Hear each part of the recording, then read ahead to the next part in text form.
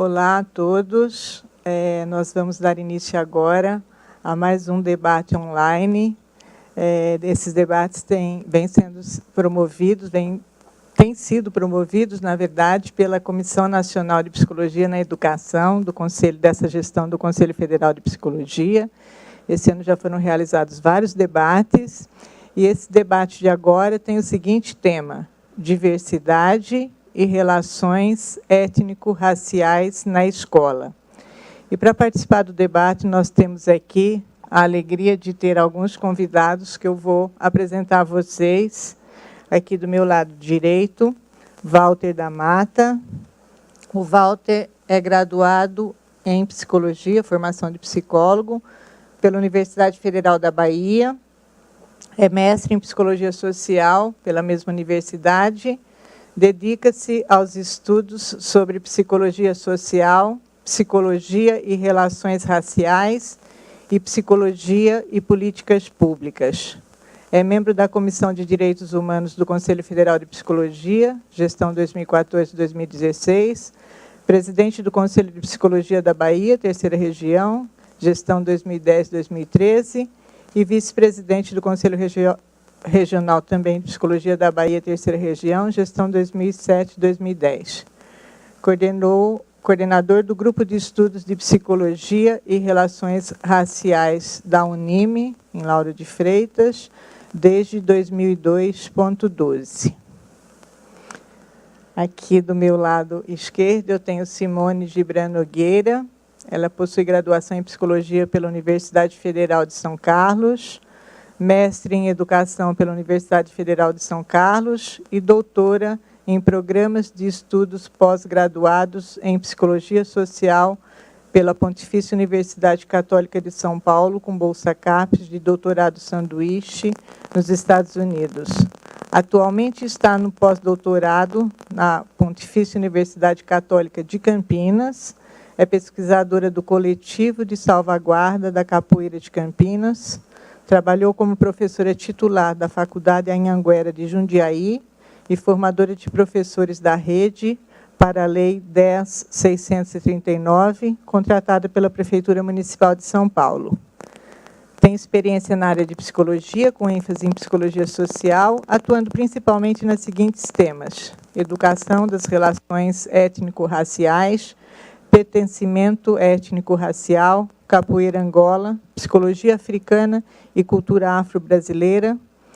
E agora a nossa terceira palestrante hoje, participante da mesa, é a Adina Fabiola Guimarães Teixeira Fontinelli, mestre em Psicologia pela Universidade Federal do Ceará, possui graduação em Psicologia pela Universidade Federal do Ceará, formação em Psicologia Clínica e Histórico-Cultural pelo Instituto Criative, formação em Psicodrama pelo Instituto Cosmos, aperfeiçoamento em Saúde Mental, instrumentos de avaliação psicológica, trabalhou na área de Psicologia Social com ênfase em programas e políticas de desenvolvimento comunitário e Psicologia Escolar em instituições vinculadas ao Fundo Cristão para Crianças. Atualmente trabalha em consultório, realiza psicoterapia de crianças e adolescentes, adultos e avaliação, e é docente no curso de Psicologia da Faculdade Maurício de Nassau, em cursos livres de capacitação profissional de psicólogos e educadores. Em nome da Comissão Nacional de Psicologia na Educação do Conselho Federal, eu agradeço a participação de vocês desde já, e eu queria avisar a todos os internautas que estão nos seguindo que vocês podem, e nós gostaríamos muito que vocês participassem com perguntas que podem ser enviadas para o e-mail eventos@cfp.org.br e também através das redes sociais. Nós vamos funcionar da seguinte forma: eu vou passar a palavra primeiro para a Simone, em seguida para o Walter e, na sequência, para a Adina. E, após as três intervenções, nós vamos abrir, então, para que essas pessoas possam responder aos questionamentos de vocês. Mas, desde o início, já do fim da primeira palestra, da Simone, vocês já podem começar a enviar as questões de vocês, que nós vamos tomar todo o cuidado para estar respondendo. Então, de imediato, eu passo, então, a palavra para a Simone.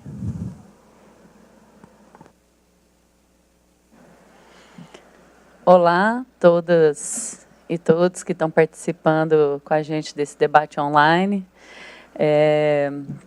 Agradeço o convite da Comissão de Educação aqui do CFP para trabalhar esse tema que é muito caro, assim, né, para educação, principalmente no começo do século XXI para cá, né? Trabalhar a diversidade e a educação das relações étnico-raciais passa por um ponto importante, entender que a gente teve, sim, relações étnico-raciais coloniais e como elas foram construídas e aconteceram e continuam acontecendo, né, ocorrendo na nossa sociedade, para assim a gente tomar pé dessa situação e poder repensar essas relações e escolher também quais são as próximas, né? Como a gente quer manter as relações do jeito que estão ou nós queremos modificar, né?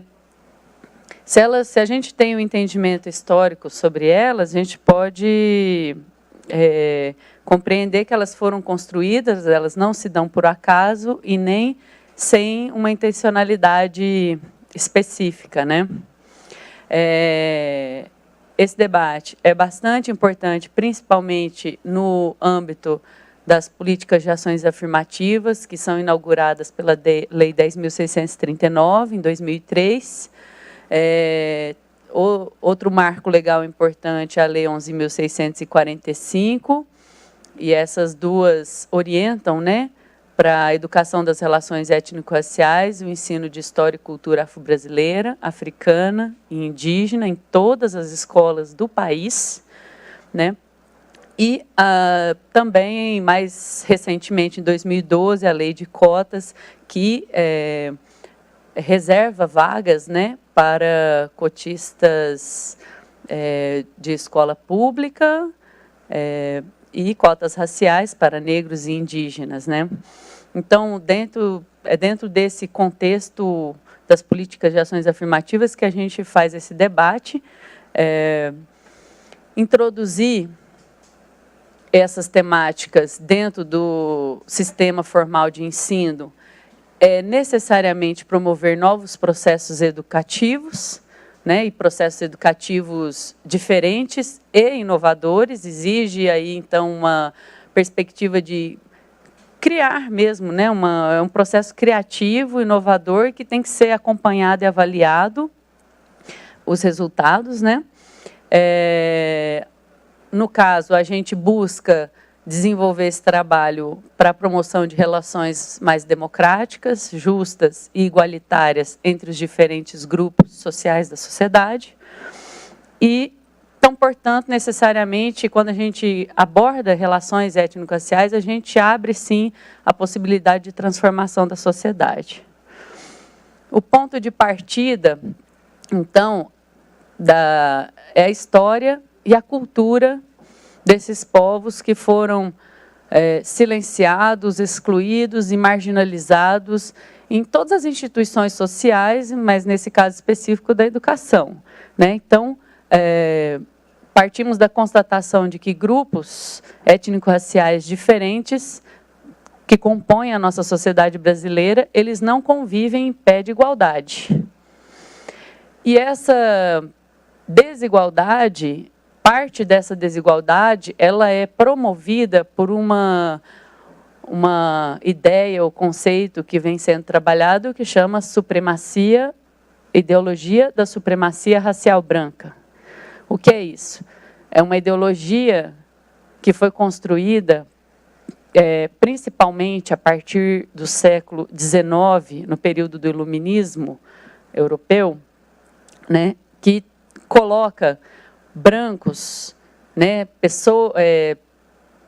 os que são considerados brancos, né, no topo de uma hierarquia desumana, no seguinte sentido de que os únicos humanos possíveis são os brancos.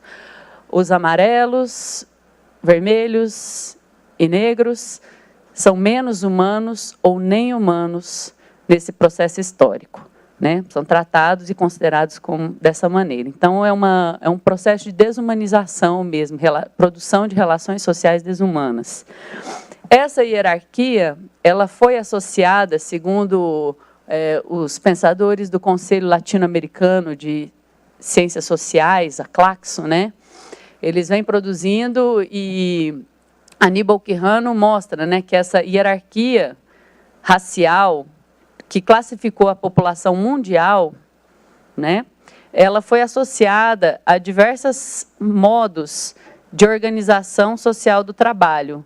E a articulação da organização social do trabalho a cada tipo de organização social do trabalho a determinados grupos, então, brancos, como aqueles que são os gestores, os comerciantes, né, os cargos administrativos e comerciantes, amarelos, podendo estabelecer relações de parceria no modo de produção, vermelhos como servidão, relacionados mais à servidão, e negros com a escravidão. Esse sistema, essa articulação, ela possibilitou a fundação de um sistema de poder político e econômico mundial, que é o capitalismo, né? Então, a teoria deles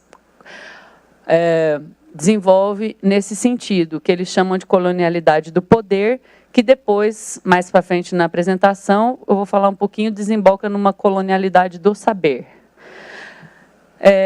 Então, é importante ressaltar assim, que essa é uma perspectiva acadêmica, política, cultural, que é construída desde o sul global, no caso aqui da América Latina, né? Então, com uma preocupação de olhar para os nossos problemas sociais e também para as nossas próprias fortalezas para superar esses problemas, né?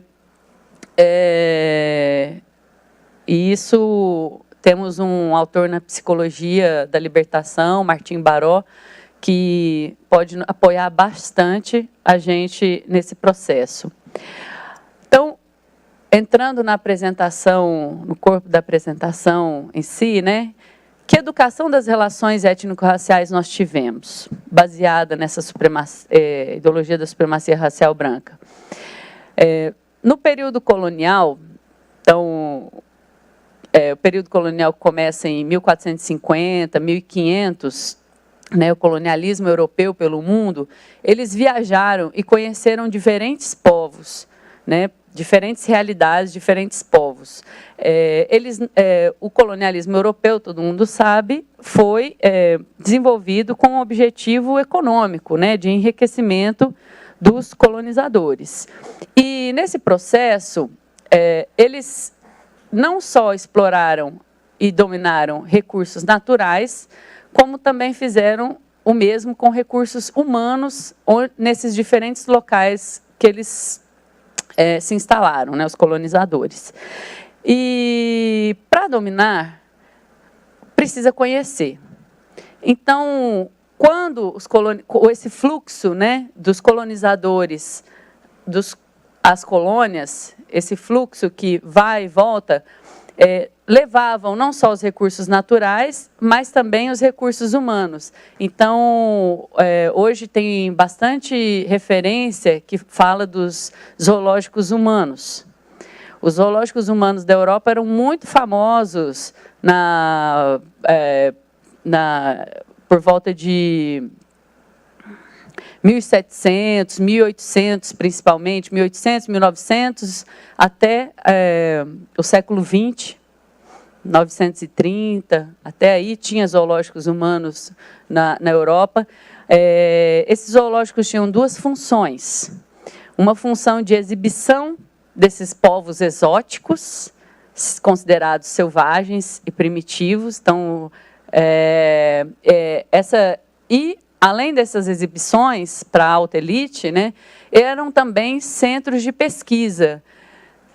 Então, se pensarmos no iluminismo, na época no século XIX, o grande avanço que teve nas pesquisas de anatomia e de inteligência, boa parte dessas pesquisas foram realizadas nesses zoológicos humanos, com essas espécimes consideradas selvagens e primitivas. E a gente sabe, dentro da área da psicologia, que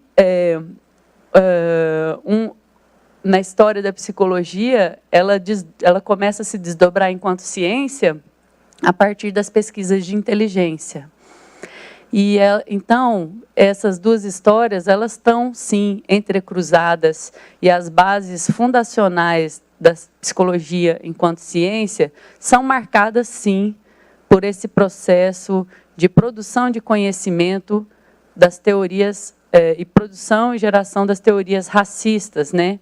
Existe uma série de bibliografias sobre isso, um bom artigo que pode-se ter uma ideia sobre essa produção de conhecimento, chama Mulheres, Negros e Outros Monstros, ensaios sobre corpos não civilizados, né? Pode encontrar essa história lá.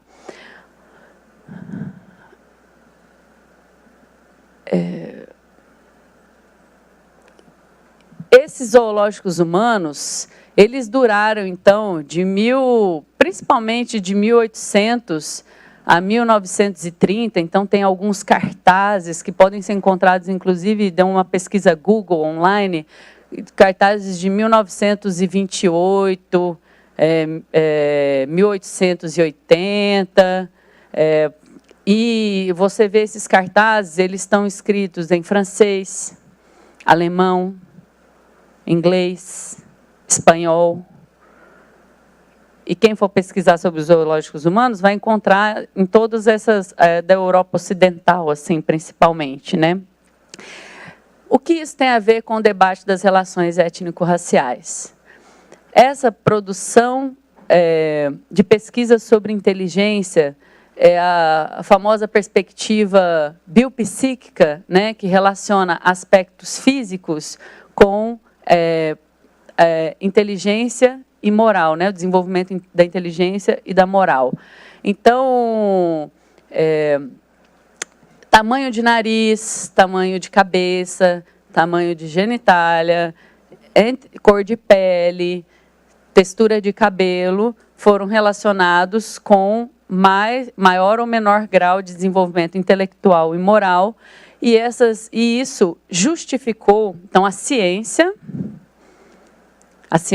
base das ciências, né, boa parte da base das ciências humanas, a partir do iluminismo, usaram, né, dessas teorias racistas, e isso foi muito interessante para os colonizadores, que usaram essas produções para justificar a escravidão, né, e a servidão e os regimes de exploração e dominação de outros povos não europeus e não brancos.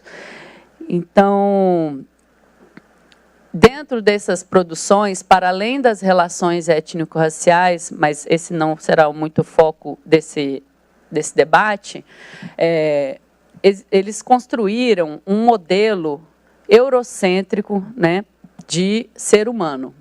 Então, o que é ser humano? Quais são as características de um ser humano?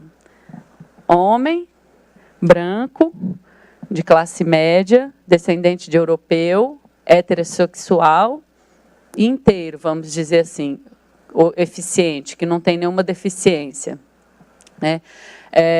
Esse é o suprassumo da delícia do ser humano. Qualquer pessoa que variar alguma dessas categorias, essas categorias elas se entrelaçam, né? Elas são interdependentes e elas são sobrepostas, né? Então, então, no meu caso, por exemplo, eu sou mulher branca, de classe média, heterossexual, inteira. Então, eu não sou eu não sou homem. Então, isso afeta a forma como eu sou tratada na sociedade, né?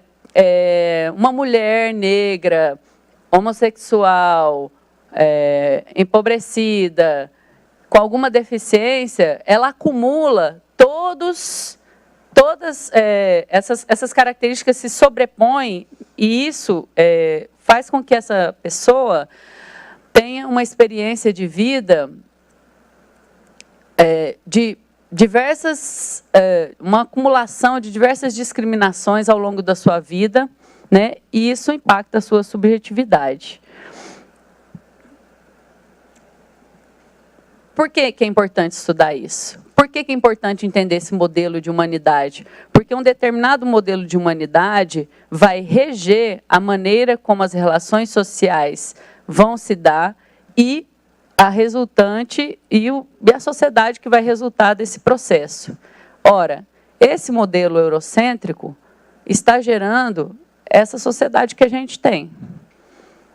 Essa desigualdade que a gente tem, ela é, sim, baseada nesse modelo eurocêntrico de ser humano. Então, uma das estratégias que a gente pode usar, né, para buscar superar esse processo, essas desigualdades, é justamente levantar que outros modelos de humanidade existem no mundo. Existe um modelo de humanidade, diversos modelos de humanidade ameríndios, diversos modelos de humanidades africanos, diversos modelos de humanidade asiáticos, diversos modelos de humanidade aborígenes, né? Mas a gente não estuda. O único privilegiado é o branco, né? Então, quando a gente tem educação, quando a gente tem uma lei, né, que orienta a educação das relações étnico-raciais, orienta e torna obrigatória a educação das relações étnico-raciais e traz, né, abre para o ensino de história e cultura afro-brasileira, africana e indígena, a gente tem a possibilidade de repensar os fundamentos da nossa própria sociedade, na verdade, não só da sociedade, mas das relações sociais, do modelo de ser humano e da produção de conhecimento e do impacto da produção de conhecimento nos currículos escolares, né, e na formação da subjetividade das nossas crianças, da nossa população. Então, eu finalizo, né, eu vou concluir a minha apresentação indicando isso, né, que a gente olhe criticamente para esse modelo eurocêntrico, mas que também devemos, sim, especialmente na área da psicologia, preocupada com a escola, com o ensino formal, né, temos, sim, que buscar novos modelos de humanidade, não novos, não são novos, eles são milenares, mas que foram excluídos. Então, serão, sim, produções epistemológicas, inovadoras na academia, mas é inovador por ser produzido na academia, mas serão baseados em modelos ancestrais milenares, então, que permanecem vivos, né, nas práticas culturais desses povos até os dias de hoje. E o que faz, né, é muito interessante também perguntar, o que faz, como é que esses povos mantiveram vivos esse modelo de humanidade, as diferentes relações sociais que eles estabelecem entre si com a natureza, né, ao longo de todo esse processo dos últimos 500 anos da humanidade, essa história recente, apesar de toda a opressão que foi e ainda é exercida, né, sobre eles, no sentido de excluir e exterminar. Não só marginalizar, excluir ou até exterminar, né? Então, é isso, e estou aberta ao debate. Obrigada. Bom, eu agradeço a Simone pela sua participação. Com certeza vai suscitar várias questões, né, por parte dos nossos ouvintes e trazer para a gente um pouco algumas reflexões desse entendimento mais histórico sobre as relações étnico-raciais, como foram se constituindo e como eles ainda permanecem, né, na nossa história. A gente já tem recebido aqui uma participação da Ticiane. Nós agradecemos, Ticiane, sua participação. Já passo para a mesa. Ela diz: gostaria de pedir indicações de leitura sobre a psicologia africana e afro-brasileira, se possível. Ticiane, tão logo a gente termine aqui as exposições, a gente vai estar respondendo essas questões e, com certeza, eles vão poder passar isso para ti. Nós agradecemos desde já a sua participação. Eu passo a palavra, então, agora para o Walter. Mais uma vez, Walter, nosso agradecimento pela sua participação aqui com a gente. Olá, saudações a todos e todas, saudação à mesa, Rosângela, Simone e Adna. Quero parabenizar inicialmente todos os plenários dos Conselhos Regionais de Psicologia, que nesses próximos 7 dias aí deverão estar assumindo a gestão de 2016 até 2019, né? Em especial as pessoas do coletivo Psicologias em Movimento, que a partir de amanhã estará à frente do Conselho Regional de Psicologia da Bahia. Pois bem, agradecer também a audiência aí, de todos os internautas que estão nos acompanhando nesse debate. Quero agradecer à Comissão de Psicologia na Educação do Conselho Federal de Psicologia pelo convite para compor esta mesa, essa seleta mesa, e acho que esse tema é de profunda importância para todos aqueles e aquelas que trabalham no ambiente escolar, assim também como os que planejam as políticas educacionais deste país. Então, não é uma questão só para ficar na base, mas é no planejamento, monitoração das políticas de educação desse país. Esse tema possui diversas frentes e eu não poderia, em 20 minutos, fazer nenhuma análise mais aprofundada desse tema. Então, eu vou fazer algumas inserções e dar, digamos assim, algumas pistas para se começar a pesquisar ou aprofundar essas questões que eu vou levantar aqui. Então, será uma explanação de caráter panorâmico acerca de algumas dimensões que encontramos na política educacional brasileira, passando pelas relações pessoais, sociais e étnico-raciais na escola. E também pretendo falar, muito superficialmente, dos impactos subjetivos nos atores sociais que determinadas ideologias são disseminadas no ambiente escolar, né? Então, falar um pouco sobre esse caldo todo aí, muita coisa, mas, enfim, tentar, em 20 minutos, dar conta dessas questões. Eu creio que, infelizmente, os psicólogos que trabalham na educação não tenham se atentado ainda à importância do tema. Eu vejo muito poucas produções da psicologia escolar referente ao tema das relações raciais, mas isso é um problema, eu diria, da psicologia, porque a gente vai ter essa preocupação com o tema das relações raciais mais presente no século XXI, ou seja, somente há 16 anos que os psicólogos brasileiros terminam vendo isso um campo de pesquisa, um campo de estudo, um vetor que influencia em subjetividades. Então, eu creio que as relações étnico-raciais precisam ser estudadas e problematizadas sobre algumas frentes. Então, eu começo falando de cara que os conteúdos, né, ou seja, o currículo é um dos problemas que precisa ser problematizado. Os materiais didáticos precisam ser vistos. O corpo docente é uma questão. Os profissionais da escola que estão fora da sala de aula, ou seja, secretárias, merendeiras, diretoras, todas essas pessoas precisam estar se pesquisadas, ser olhadas também. E, por fim, os estudantes. Todas essas pessoas que compõem os atores da cena escolar precisam ser estudados no âmbito das relações étnico-raciais da escola. A escola é um equipamento social que serve à sociedade para um determinado fim, sendo um produto que é fruto das constantes fricções políticas e sociais. A escola reproduz os pensamentos hegemônicos, ou seja, ideologia das pessoas que possuem o poder decisório ou das pessoas que podem influenciar aquelas que possuem o poder decisório. Então, temos uma série de pessoas que estão à margem da escola, que também influenciam diretamente nos conteúdos e nas cenas que ocorrem lá dentro. Como produto de uma sociedade que tem pilares ideológicos como o machismo, a homofobia, o classismo e o racismo, a escola não poderia estar livre dessas ideologias que se manifestam em diversas facetas. Quero iniciar sobre os conteúdos, ou seja, aquilo que é levado enquanto conhecimento para dentro das salas de aula. Durante um longo tempo, e bote longo nisso, o ensino se deu nas bases clássicas. Ainda hoje, começamos a falar na história, seja lá do que for, por exemplo, a escola da psicologia, e nos reportamos ao referencial grego. Então, parece que a psicologia começa a se pensar na psicologia na Grécia. Isso exilando, tirando de cena qualquer outra contribuição possível do pensamento oriental ou do pensamento africano, como se essas matrizes civilizatórias do pensamento não contribuíssem de forma nenhuma para o desenvolvimento de qualquer que seja o campo do conhecimento.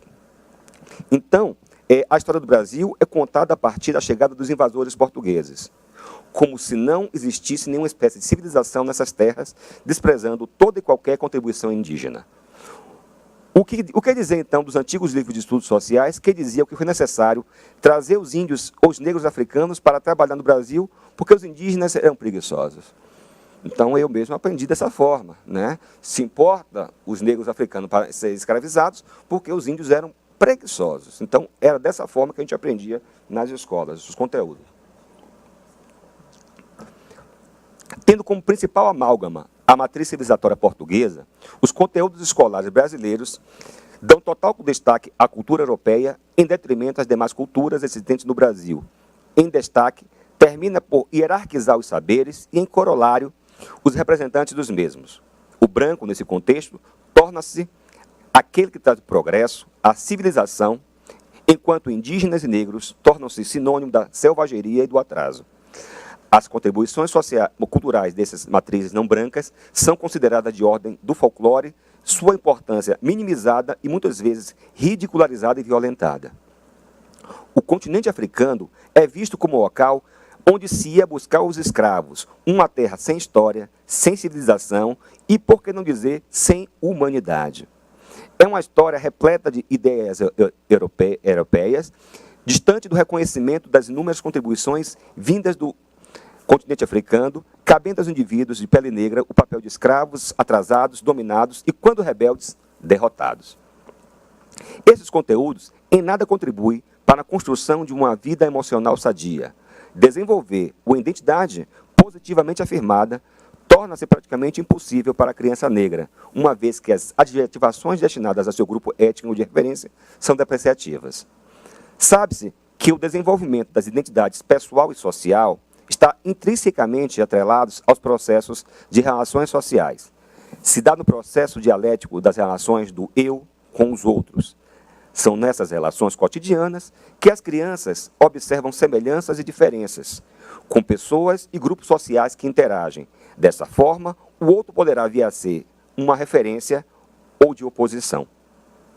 Na falta de referenciais negros positivos, toda a herança da cultura africana é minimizada, assim como seus traços físicos e até mesmo psicológicos, como a Simone já falou, da biologização das raças, o psicologismo biológico.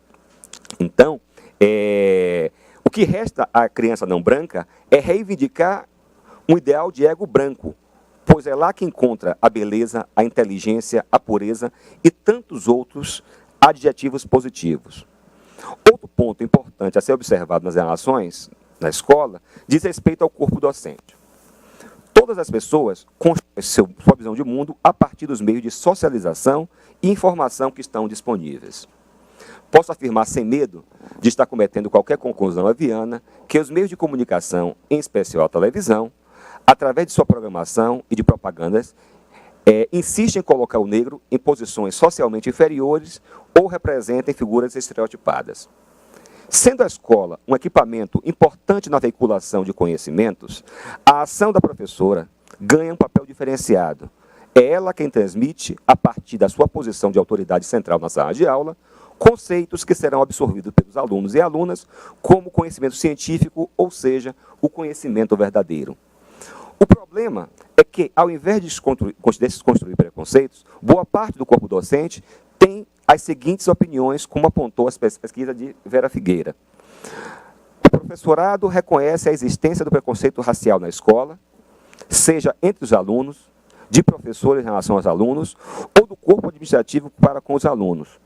O preconceito manifesta-se em brincadeiras ou apelidos alusivos à cor, na seleção racial do colega do estudo ou do banco da escola, e na própria expectativa do professor quanto ao rendimento do aluno negro, quando comparado ao branco. Além disso, embora todos os professores tenham se declarado destituídos de preconceitos, o conteúdo do seu discurso muitas vezes demonstra justamente o contrário. Ou seja, a velha percepção de preconceituoso é sempre o outro. Então, os professores têm dimensão que o preconceito racial existe, a discriminação existe, em todas as dimensões, em todas as relações, mas ele é incapaz de ver que também está misturado nesse bojo e não faz nenhum tipo de ação nele próprio para que mude essa condição. Apesar dos esforços de determinadas secretarias de educação municipais, estaduais, boa parte dos professores declaram não ter recebido qualquer tipo de orientação pedagógica sobre a questão racial no Brasil, por ocasião dos seus cursos de formação profissional ou nas escolas onde lecionam ou lecionaram o tema. O fato é que existe um farto material que pode ser facilmente acessado pela internet e trabalhado em sala de aula. Eu mesmo gerencio um grupo no Facebook chamado Psicologia e Relações Raciais e posso dizer claramente, a maior parte do material que é socializado no grupo vem da área da educação, ou seja, tem uma produção feita principalmente na última década e os professores continuam dizendo que não tem material. E isso é uma inverdade. Tem muito material e, infelizmente, as pessoas se desculpam e terminam não trabalhando com esses mesmos. Mas, infelizmente, as professoras, por diferentes razões, salvo algumas exceções, não lançam mão desses recursos. E enfrentamos também uma resistência de professores de determinados segmentos religiosos que recusam-se a ensinar cultura africana, pois associa esses conteúdos a questões demoníacas. Aí, realmente, fica difícil pensar que a história da África se resume à religião de matriz africana, o que é um grande atraso de pensamento, mas enfim. Outro ponto importante a ser estudado diz respeito aos materiais didáticos, especialmente o livro. O livro didático é um poderoso instrumento formalizado do saber. Ele está presente em casa e na escola e a qualquer momento pode ser consultado. Sendo assim, os conteúdos neles transmitidos atuam decisivamente na formação e delineamento da personalidade do estudante. Uma série de estudiosos pesquisou, e vou citar muito o trabalho da professora Ana Célia da Silva, que vai escrever o livro A Discriminação do Negro, do livro didático, e vai encontrar em diversos livros didáticos situações aterradoras. Nas ilustrações, os textos, os negros poucos aparecem, e quando isso aparece, sempre são representados em situação social inferior ao branco, estereotipados em seus traços físicos ou animalizados. Não existe ilustrações relativas à família negra, é como o negro não tivesse família, isso vai se reproduzir nos trabalhos escolares, nos cartazes, é muito difícil uma criança negra colocar a colagem das revistas, seja o que for, que represente a sua efetiva família. Os textos induzem a criança a pensar que a raça branca é a mais bonita e a mais inteligente. Nos textos sobre a formação étnica no Brasil, são destacados o negro e o índio. O branco nem é mencionado, já é pressuposto. Então, isso é muito claro também. Outra coisa, os negros e índios são mencionados como fosse coisa do passado, como já se não existissem mais. Então, tem muito disso. E os textos de histórias e estudos sociais limitam-se à referência sobre contribuições tradicionais de povos africanos. Então, sabemos que toda a mensagem é carregada de intencionalidade, seja ela direta ou indireta. O conteúdo de livros didáticos não foge à regra. Dessa forma, as informações por ele vinculadas geram resultado no campo mais limitado individual do psicológico, bem como o resultado do caráter mais geral ou político. pelas razões estipuladas, torna-se oportuno listar os estereótipos de preconceitos apontados como autores preocupados pelo assunto. Então, vamos ter uma série de estereótipos para os índios e negros que não são reivindicados, porque reivindicar esses estereótipos para si é um fator de sofrimento. Então, obviamente, a criança ela vai tentar se identificar de qualquer forma com o bonito, o poderoso, aquilo que é forte, aquilo que traz prazer. É preciso também, nós na Bahia, né, especialmente no Conselho da Bahia, a gente trabalha muito com a estrutura dos GTs, e a interdisciplinaridade e multidisciplinaridade é muito importante. E acho muito legal que vocês aqui da educação fizeram essa ponte entre educação e relações raciais, porque a gente precisa estar expandindo, né, essas discussões, né, discutir gênero, educação, discutir sexualidade, educação, porque esse é o futuro. Não há como, né, estar em si mesmado e não perceber que nessas dimensões que são violadoras de direitos, nós não estamos fazendo essa interdisciplinaridade. Posso dizer que nessa sociedade que brancos, negros, indígenas, mestiços, orientais e toda sorte de raça e cor possível nesse caleidoscópio da vida, que se dão as relações raciais, que vão demarcando lugares sociais, privilégios, discriminações e tantos outros símbolos de status subjetivos e status social. Cabe a nós, psicólogos e psicólogas, educadores e educadoras, pesquisar e intervir para minimizar e, quiçá, exterminar esses elementos ideológicos das nossas práticas educacionais e dos comportamentos cotidianos. Obrigado.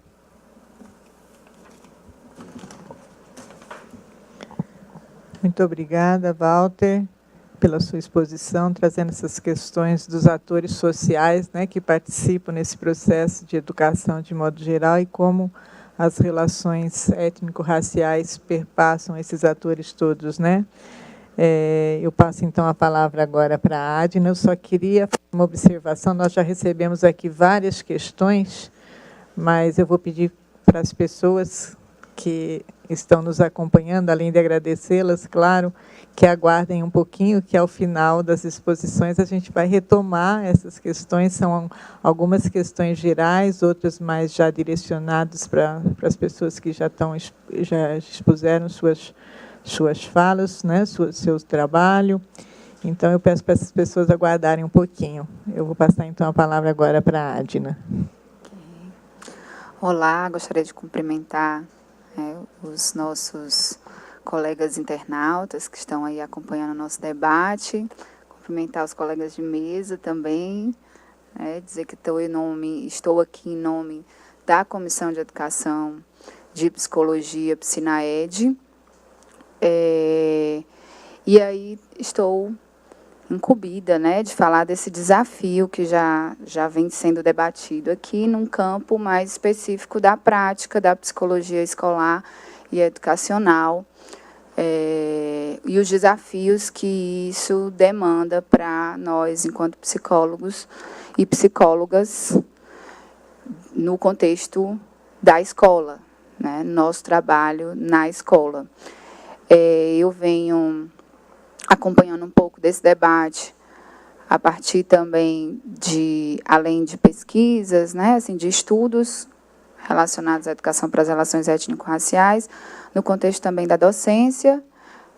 Nós estamos desenvolvendo em nível de graduação pesquisa lá em Fortaleza, com psicólogos da escola, inicialmente da escola particular, com relação ao conhecimento ou como a percepção que eles têm do racismo no contexto escolar, e qual a implicação que os profissionais têm com relação a essa temática na sua prática profissional.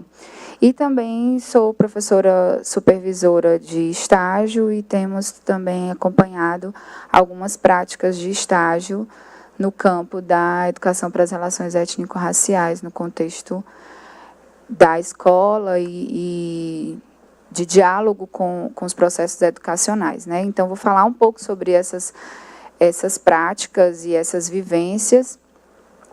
E eu tenho sempre tratado esse tema da educação para as relações étnico-raciais partindo do pressuposto do nosso compromisso, enquanto psicologia, com a população brasileira, nosso compromisso ético-político com a população brasileira.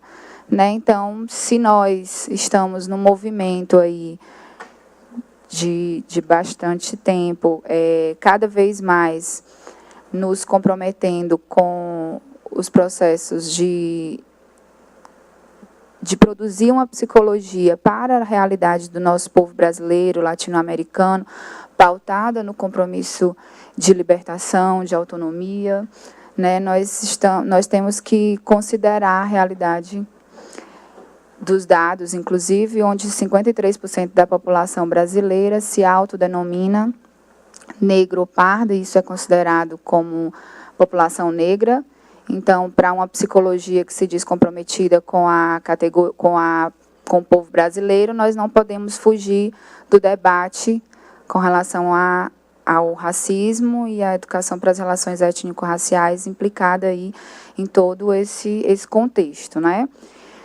Um outro lugar também do qual eu falo e trago essa discussão é do nosso compromisso aí enquanto psicologia na educação, enquanto comissão do Conselho Federal de Psicologia, o embate e o diálogo que nós temos aberto e os outros debates anteriores a esse, todos foram nesse sentido, de ampliar aí o nosso diálogo com o sistema de educação, com a política de educação, né, defendendo a atuação do psicólogo enquanto profissional das políticas educacionais, tanto de planejamento como efetivamente de um profissional que faz parte da equipe básica da educação. Então, nesse contexto, nós precisamos estar também discutindo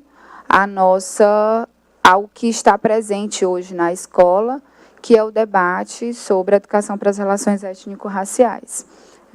E aí construir, a partir disso, o papel da psicologia na efetivação da Lei 10.639, que vem trazer, aí, a partir de toda uma construção histórica, né, onde sociedade civil, principalmente o movimento negro, né, traz a obrigatoriedade, como a professora Simone já falou, a obrigatoriedade do ensino de cultura afro-brasileira, africana e indígena, história e cultura afro-brasileira africana, na verdade, a 10.639, e, em seguida, a 11.645, né, alguns anos depois, que inclui a educação indígena.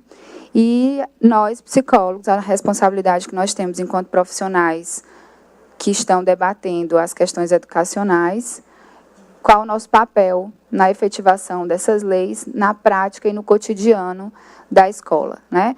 Então, eu sempre digo que, quando a gente fala dessas leis, elas abrem um leque, elas fortalecem, na verdade, um leque enorme, que não se reduz à simples disciplina de história ou de geografia, mas há um debate que a escola é convidada a assumir, e que nós, psicólogos e psicólogas, que trabalhamos na ponta, né, que temos a prática e que temos também a construção teórica a partir dessa prática, uma praxis pautada nessa teoria e ação, nós temos que estar atentos e colaborando ativamente e efetivamente com práticas que estejam coadunando com essa discussão da educação para as relações étnico-raciais, né? Atentos às relações estabelecidas no contexto escolar, atento ao sofrimento, que muitas vezes é físico, outras vezes é psíquico, simbólico, e a escola como um espaço de construção de identidades, né? Um espaço aí de reprodução de muitas estruturas, mas também como um locus privilegiado de mudanças, como possibilidade de potencialidade de novas relações. E nós temos toda uma discussão sobre a educação inclusiva, e aí é outro campo também que eu coloco e que eu defendo, a educação para as relações étnico-raciais, dentro desse grande campo da educação inclusiva, né, onde escola para todos deve pensar e criar estratégias para a diversidade, que são as manifestações presentes, né, as subjetividades presentes na escola. E aí também, ouvindo a Simone assim, e o Walter, né, me solidifica e fortalece uma ideia também que eu sempre defendo, que é a pensarmos especificidades dessa educação inclusiva sem homogeneizar, né? Então, a gente diz educação inclusiva, e aí a gente cria determinados grupos específicos, como se só aqueles grupos fossem fazer parte da educação inclusiva. E aí a gente cria um subgrupo dentro de uma grande massa, que como se fossem os normais, e um grupinho que vai ser incluído dentro de um grupo que são os normais, né? Enquanto que a escola toda é diversa. Nós somos um corpo de diversidades, quer seja de gênero, quer seja de cor, quer seja de identidade, de cultura, de religião, enfim, de localidades e regionalidades também. No entanto, eu sempre faço esse paradigma entre o diferenciar e o igualar, né? Os desafios e que nos coloca essas questões. Então, nós precisamos pensar as especificidades do que é o sofrimento de uma criança negra, quando ela se percebe, né, com menos acessos ou menos direitos ou desvalorizada, quer seja pela sua cor de pele, quer seja pelo seu cabelo, quer seja pela sua cultura, pela sua religião. Mas também nós temos que pensar, e aí as especificidades, nós não podemos fugir delas, né? Especificidades de gênero, especificidades de questões econômicas. A gente precisa construir debates que de alguma forma, por questões mesmo didáticas, a gente separa, mas a gente tem que pensar a realidade da escola, onde todos esses fenômenos estão juntos, acontecem juntos, como você deu o exemplo, né? Então, o sofrimento de uma menina do sexo, né, sexo feminino, cega, negra, e aí a gente, nordestina, a gente vai ter aí um conjunto de realidades, né, onde a gente não pode separar determinadas características como se só elas fossem as importantes, né? Ou só as questões raciais, ou só as questões de gênero, ou, enfim, a gente tem que pensar, o desafio de estar na prática é exatamente pensar essa diversidade. Então, isso é uma questão que eu sempre coloco. Mas, focando um pouco no sofrimento, ou na realidade, na verdade, presente na escola, nós estamos em contato direto com sofrimentos relacionados no cotidiano a práticas discriminatórias, quer seja o sofrimento, às vezes, de alunos, quer seja o sofrimento de professores, ou de servidores da escola, ou mesmo de pais, com relação às discriminações étnicas, culturais, de manifestações artísticas, de manifestações ideológicas também. Então, ao mesmo tempo que nós vemos aí uma potencialidade, e uma resistência incrível, que nós também temos que valorizar e trazer para dentro da escola. Os movimentos indígenas, o movimento negro, toda a cultura, toda a mitologia, que aí a gente pode estudar a mitologia grega, mas a gente pode estudar a mitologia africana, a gente pode estudar a mitologia oriental. E nós, psicólogos que estamos trabalhando diretamente com a psicologia escolar na escola, a psicologia nessa prática, a gente tem um papel incrível, assim, um potencial enorme em pensar essas relações como profissionais que promovem desenvolvimento, né, de pessoas, assim, de pensar e de propor ações interdisciplinares, inclusive com todo o corpo da escola e comunidade, porque eu acho que é outro desafio também, a gente tem que parar de pensar a escola como uma instituição, né, desmembrada do resto da sociedade, né, e aumentar esse diálogo com a comunidade. Né, às vezes a gente vê ali nos muros da escola, o acesso da comunidade à escola é restrito, né? Assim, a gente tem que passar por vários portões, a comunidade que está ali no entorno não participa.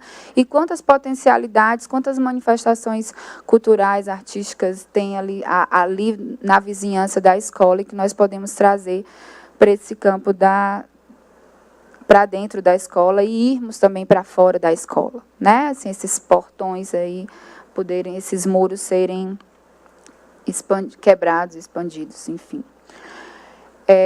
Nós temos, na nossa prática, visto algumas questões que a gente encontra já nas teorias, né? Assim, nos textos, falando muito sobre essa negação do racismo, né? E aí a gente tem que pensar, e a minha fala parte disso, do racismo enquanto fato social.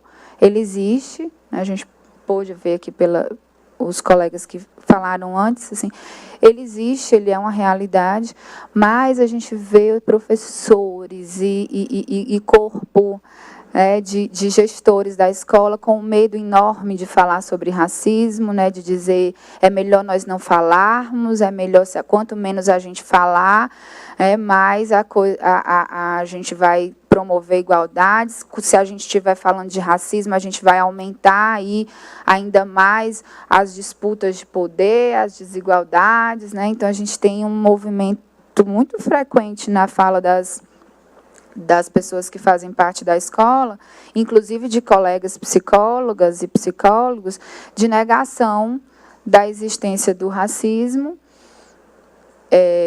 como se isso fosse uma construção de um grupo, né, como se fosse ideais paranoicos persecutórios, enquanto nós vemos no cotidiano falas de crianças que denunciam, né, como eu já ouvi criança chegar para a mãe chorando e dizer: mamãe, a minha coleguinha disse que eu não posso ser princesa. Por que, filha, que você não pode ser princesa? Porque eu tenho um cabelo cacheado e preto, né? E as princesas têm um cabelo liso e loiro, né?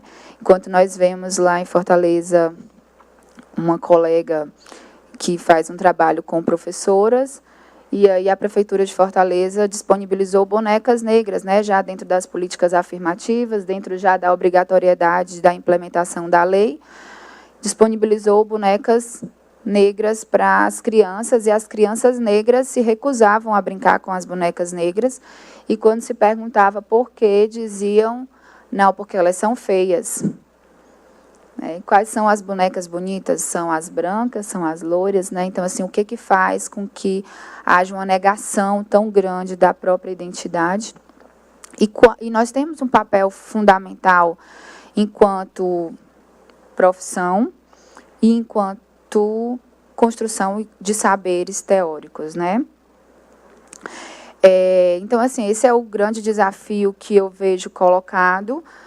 Nós, psicólogas e psicólogos, nos apropriarmos do debate, reconhecermos o debate, estarmos atentos para ele, estarmos atentos para as questões que o Walter traz sobre livro didático, sobre os livros didáticos, sobre as representatividades. É outra questão também, a representatividade negra no ambiente escolar.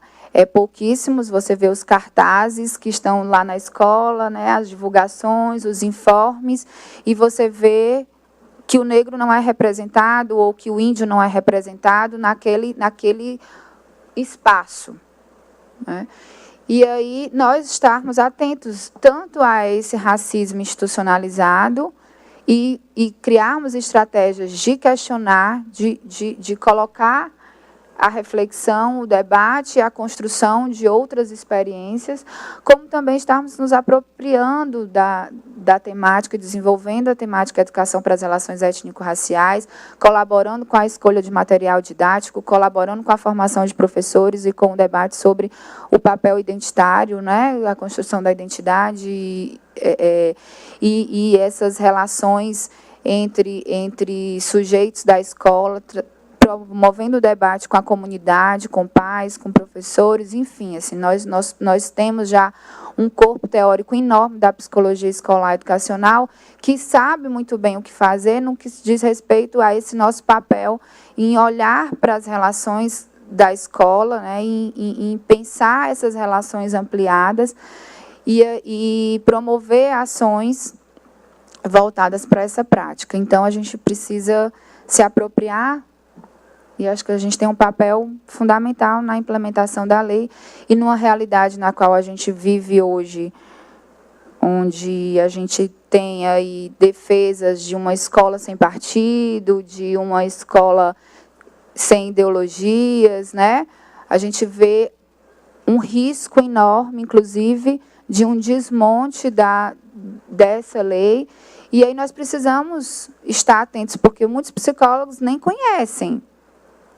Estão trabalhando na escola e nem sabem da existência da obrigatoriedade de uma lei que implementa toda uma modificação dentro da escola. E nós precisamos, então, estarmos atentos a esses debates. Obrigada.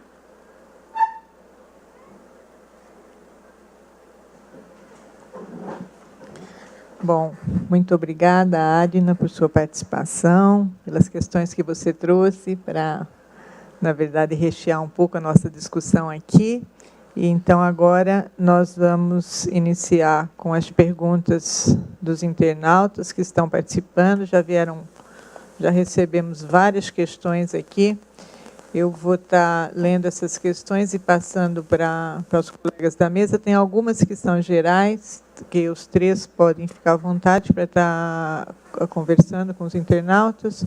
E tem uma específica para a Simone. Eu vou começar por essa, uma questão de esclarecimento. Quem enviou foi Mara Jovanka Papo Psi. Estou tentando entender, nos dias atuais, o que você quer dizer sobre o modelo de ser humano ou suprassumo da delícia do ser? Eu vou ler mais duas questões, porque aí as pessoas já podem estar pensando um pouco, né? Uma questão eu já li, é da Tiziane Lúcia. Ela pediu indicações de leitura sobre psicologia africana e afro-brasileira. Eu sei que não dá para dar todas as referências agora, mas se vocês pudessem pelo menos indicar onde pode estar sendo, né, buscado, enfim, tá certo? E uma outra questão que nós recebemos, também cabe aos três, é de Jaqueline Braga Moraes. Obrigada, Jaqueline, por sua participação. Ela diz: parabéns pelo excelente debate. Eu ressalto a necessidade da escola trabalhar as questões da diversidade e as relações étnicas raciais na sala de aula, desde a educação infantil. Minha dúvida é se as políticas públicas em torno da diversidade e relações étnico-raciais na escola têm funcionado de forma efetiva. A Jaqueline é professora da Universidade Federal do Recôncavo Baiano. Então, para iniciar o debate, a gente fica com essas questões. Eu vou passar, então, a palavra para os expoentes.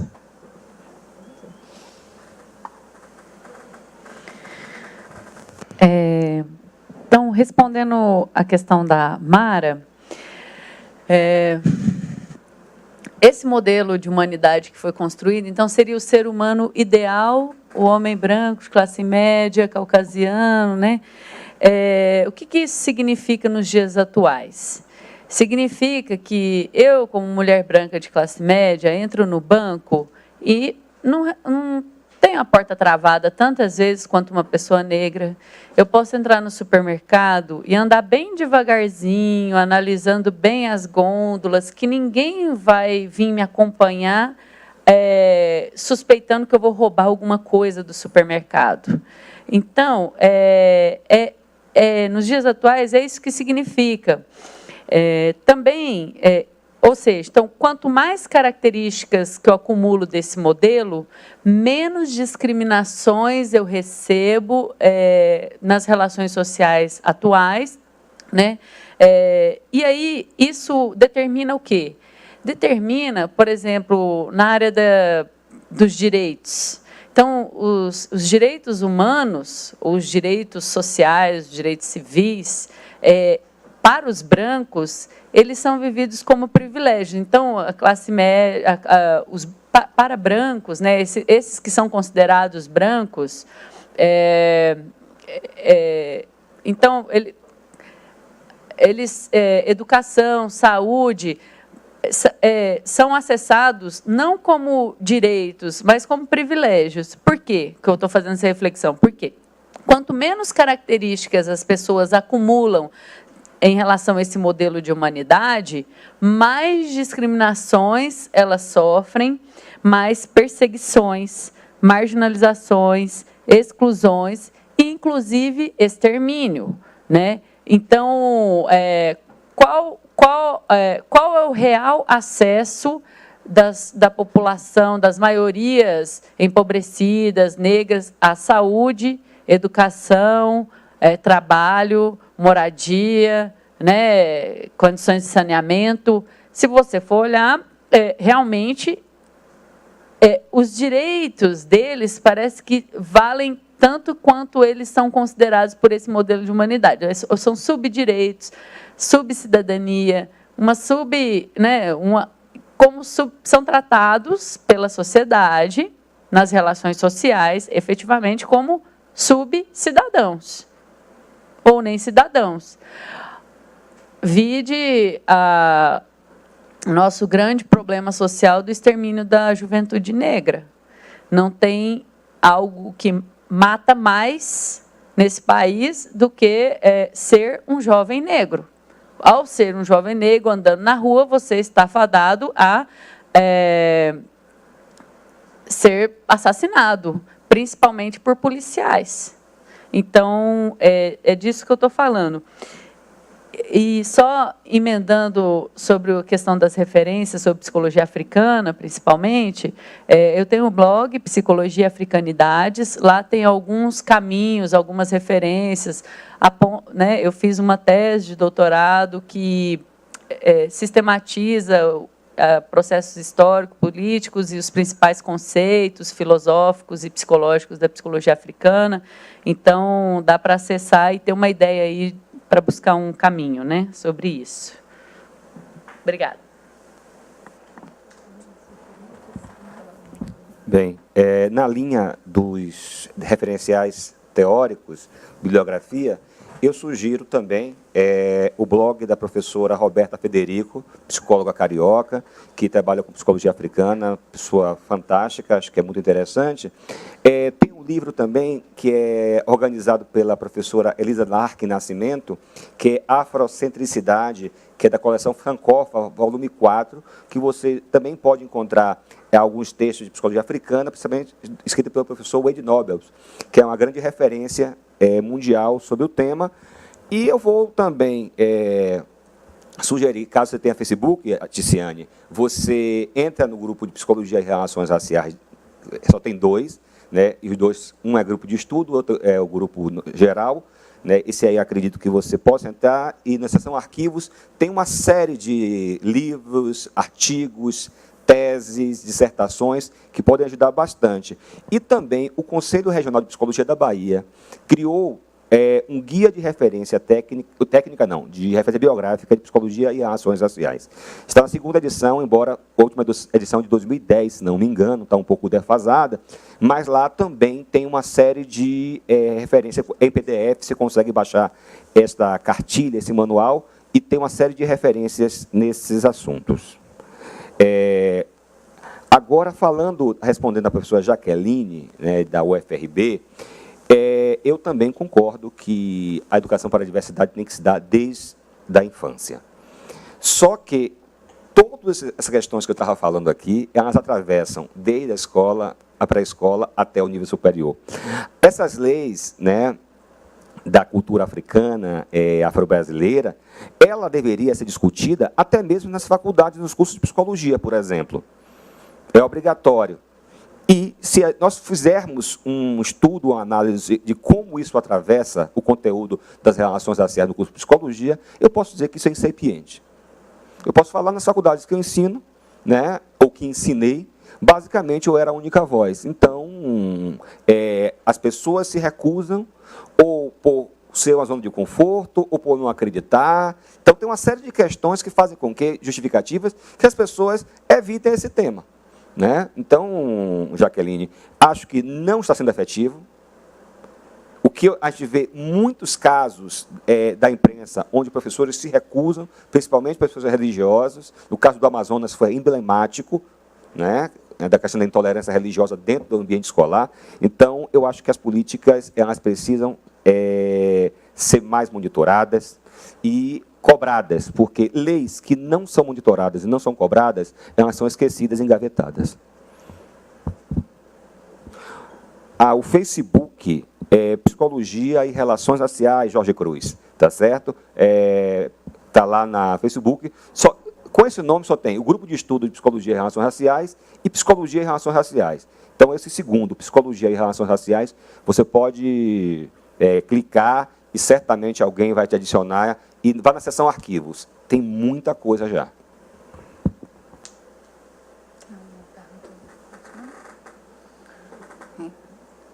Eu queria só também, assim, com relação à prática, né, dos profissionais, e é importante também conhecer os documentos reguladores. Então, o site do MEC, ele disponibiliza, né, tanto a lei como os parâmetros para implementação, como propostas de currículos e de como implementar a lei, desde a educação infantil, ensino fundamental, no fundamental e no médio.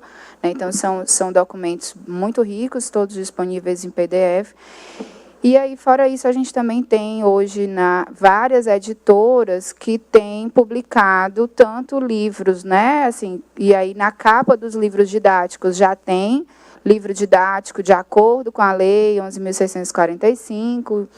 E a gente também, na educação infantil, tem vários textos, livros paradidáticos, que também estão sendo publicados, que trazem historinhas, né, histórias e contos e fábulas, tanto de tradição africana, como também da realidade das crianças brasileiras, né, diante dos desafios, às vezes, do cabelo, da cor da pele, né, que fortalece aí essa referência identitária.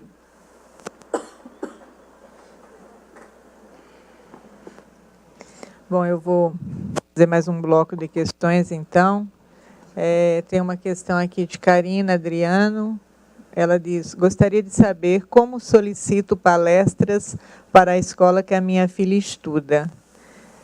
Eu vou responder isso, pelo menos aqui da Comissão de Psicologia, né, na Educação do Conselho Federal. Nós somos várias pessoas de vários lugares do país e conhecemos também outras tantas pessoas. Então, depende do lugar que você está, Karina. Se você puder nos informar e se a gente conhecer alguém desse lugar que você está, que possa te ajudar nessa questão, com certeza a gente vai fazer com muita alegria.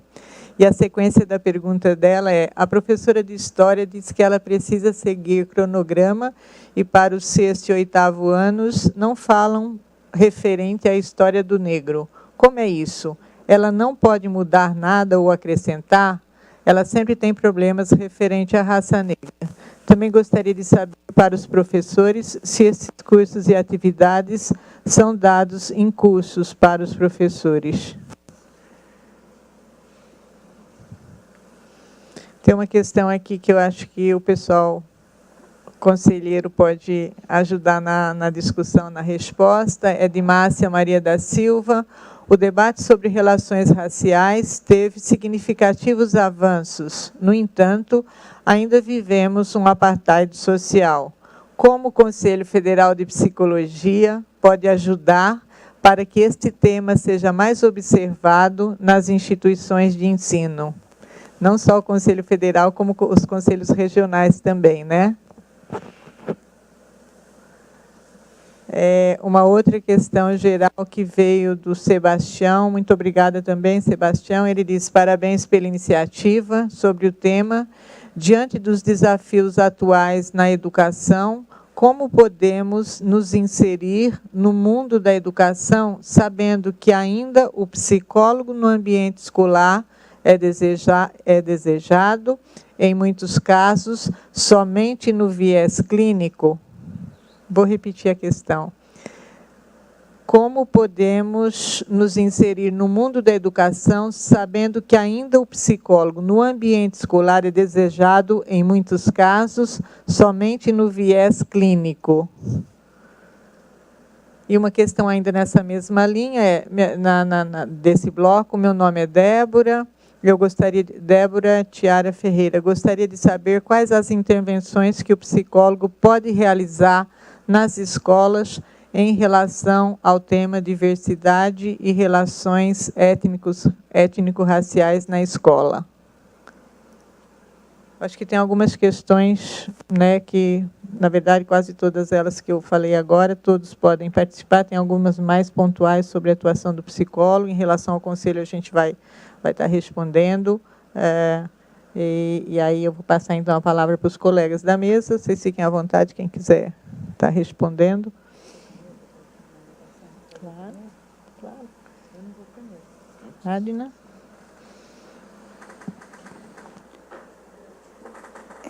Estou tentando organizar um pouquinho aqui o pensamento para contemplar. Na minha própria fala, eu trago, né, trouxe relembrar um pouco e falar dessas possibilidades de atuação do psicólogo com relação ao tema, né? Acho que antes de tudo nós termos esse olhar, como nós costumamos ter para a organização desse ambiente escolar, essa compreensão institucional, ver como estar atento, principalmente, porque os fenômenos passam, porque nós não estamos atentos, né, a eles, e aí, diante de um debate como esse e da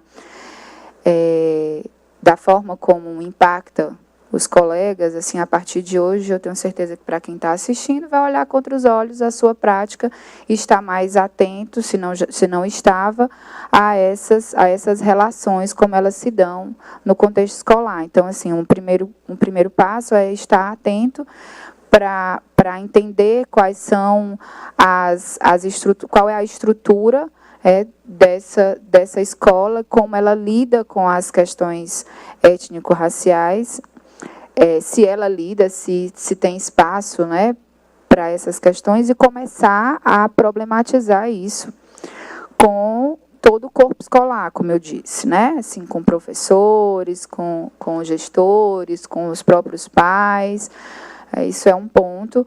O outro também, como eu falei, assim, nós quando trabalhamos em escola, nós temos essa relação muito, muito próxima com coordenação pedagógica, né, com planejamento. E aí nós podemos estar abrindo questões sobre a escolha dos livros didáticos, né, como é que está sendo, como os professores, dentro também do nosso olhar, está trabalhando esse conteúdo, se está favorecendo ou não essas relações na prática, como estão as relações entre as crianças. Boa parte, muitas vezes, da violência que está posta na escola é uma violência que tem a ver com o desrespeito às diferenças. E muitas vezes parte de xingamentos, e boa parte desses xingamentos tem a ver exatamente com características que são tomadas como um foco de discriminação, né?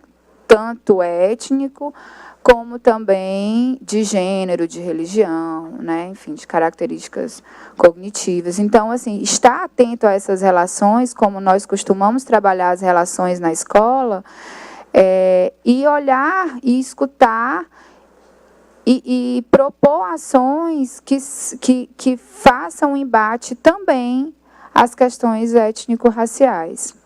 Não questionar com professores, questionar com os próprios alunos, ter espaços aí de construção de diálogo. O protagonismo do aluno também na escola é fundamental, e a gente, como profissionais que valorizamos a fala e a participação dos sujeitos, a gente pode aí propor espaços também onde as crianças possam falar sobre a sua realidade, sobre os seus desafios, inclusive os desafios com relação ao respeito pela sua diversidade de cor, de raça, de gênero, enfim. Pois bem, são muitas as perguntas, né? Eu vou começar, tentar ir pela ordem. A Karina Adriano, né? A questão de como a palestra, não vou responder, mas posso dizer o seguinte: quem quer, arranja um jeito, quem não quer, arranja uma desculpa.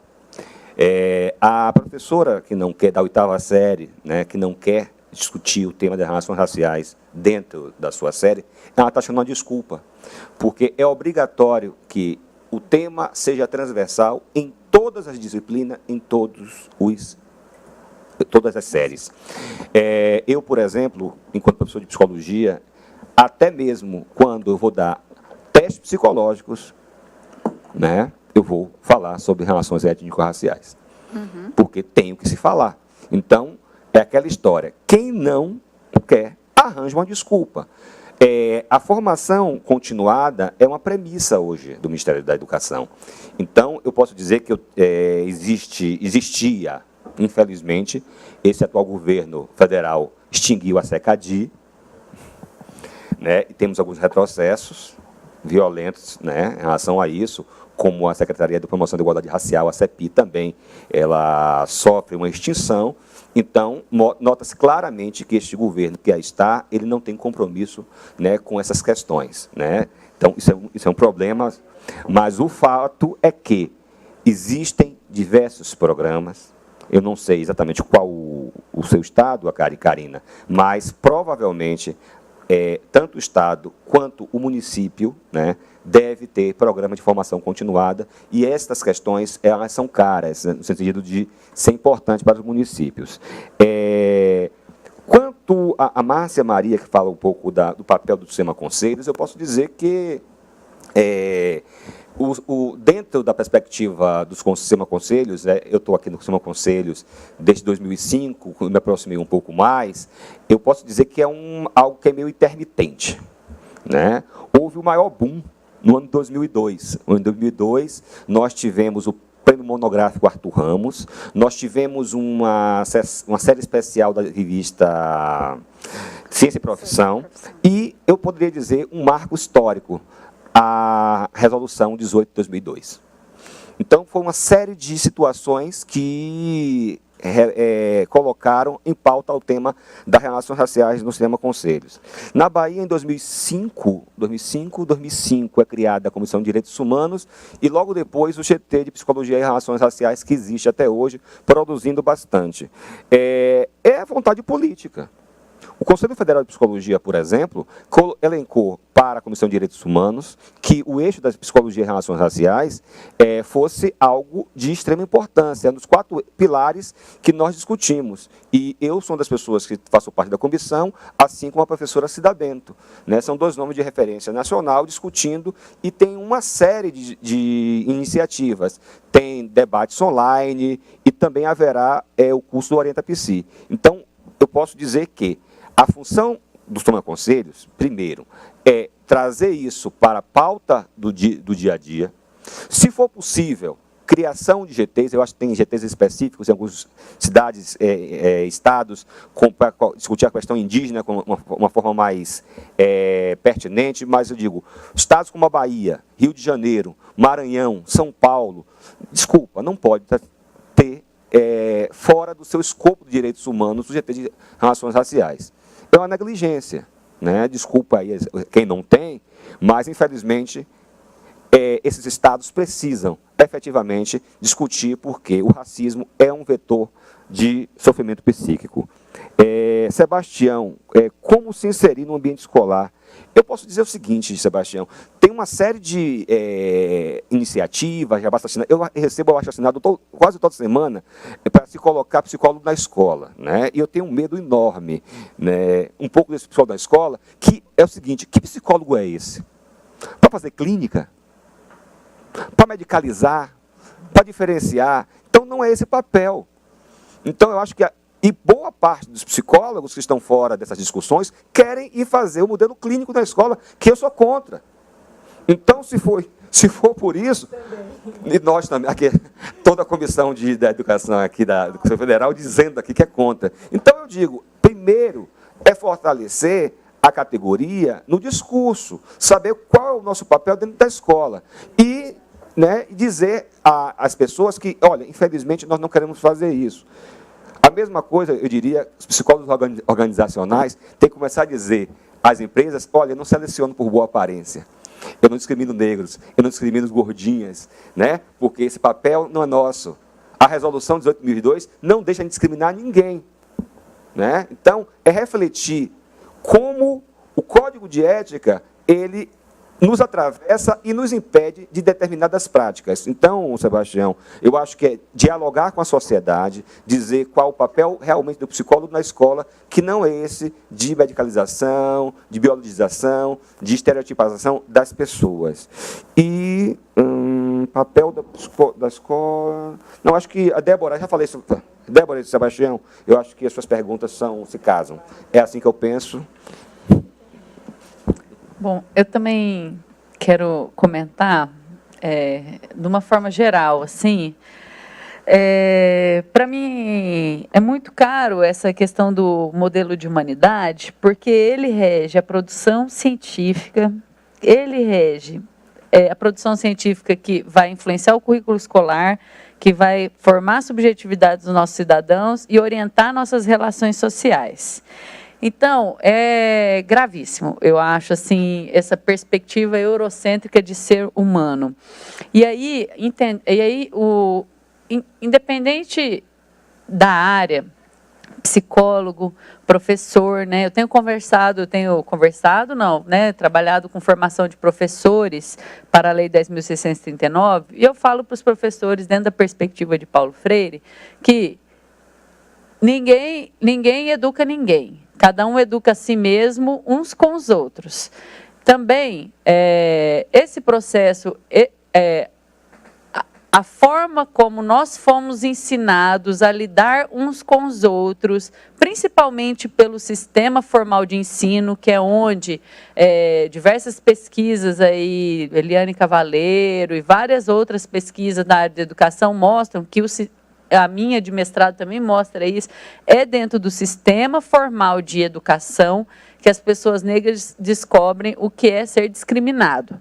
Então, a escola é o lugar, né, da sociedade onde as pessoas aprendem a discriminar e a serem discriminados, né, onde a criança branca aprende a se sentir supervalorizada, assim, é normal uma criança branca ser supervalorizada e uma criança negra ser desvalorizada. É onde a gente aprende isso. E aí isso é tão sério, o limite é tão sério que crianças de 3 anos já não querem tomar banho com crianças, né? Crianças brancas de 3 anos não querem tomar banho com as crianças negras. Então, da onde vem isso? O que a gente faz com isso? Seja psicólogo, ou educador, ou qualquer profissional da área de humanas, pelo menos, né? Então, o problema não está no outro, somente, né? Todos nós reproduzimos isso. Então, eu uso um conceito, né? Todos nós tivemos a nossa mente colonizada, nesse sentido. Todos nós aprendemos a ser racistas, sim. Todos que passamos pela escola formal, é lá onde a gente principalmente aprende a ser racista. Então, é com esse problema que a gente está lidando. Como que a professora ou o psicólogo que está na escola vai trabalhar com isso? Primeiro, você tem que descobrir o seu próprio racismo.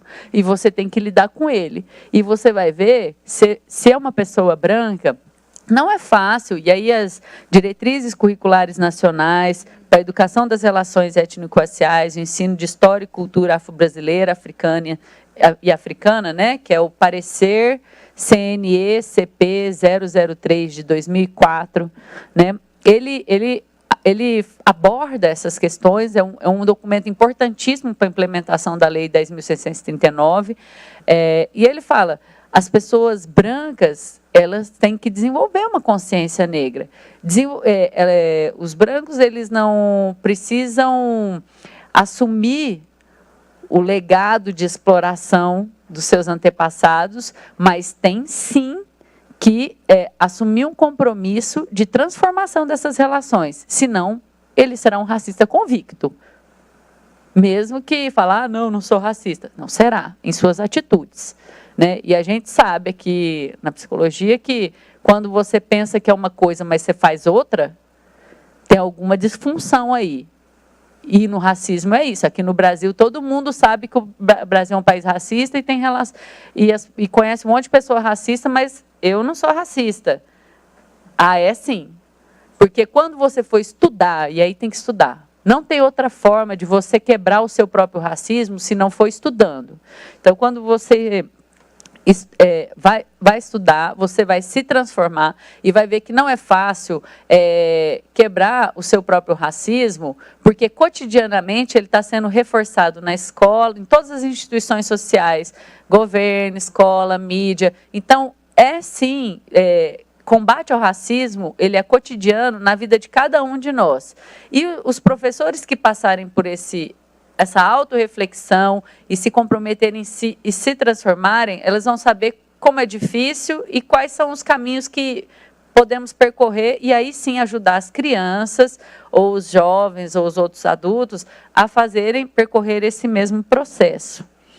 Então, o problema, e aí tem duas coisas, né? O problema, ele é chato, feio, dolorido, né?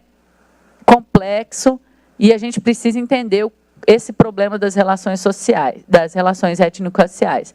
Mas a solução, às vezes, pode ser muito simples, né? Então, a escola, onde está... Quem sabe da história da cultura afro-brasileira? Que não está na escola e não está na universidade, não está no ensino formal. Quem sabe? Quem vive é a própria população negra, que sabe a sua história, que conta ela dentro da sua própria cultura, né? E onde está a cultura afro-brasileira? Logo depois do muro da escola. Logo depois do muro da escola tem uma benzedeira, tem um terreiro, tem capoeirista, tem hip hop, tem samba, né? Então, não está tão longe assim. Agora a gente precisa conseguir tirar as lentes racistas de nós e se abrir para o que está aqui do lado.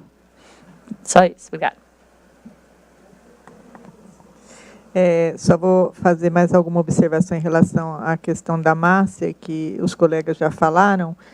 Eu queria observar que a atual gestão do Conselho Federal de Psicologia, principalmente através das suas comissões, né, tem comissão de formação, comissão de direitos humanos, a nossa comissão, Psicologia na Educação, ela tem promovido debates importantes que têm trazido esses temas para o debate, tem trazido pessoas, obrigada, tem trazido pessoas, está aqui, né, um exemplo para debater essas questões, trazido questões que são do cotidiano mesmo da nossa atuação profissional, né?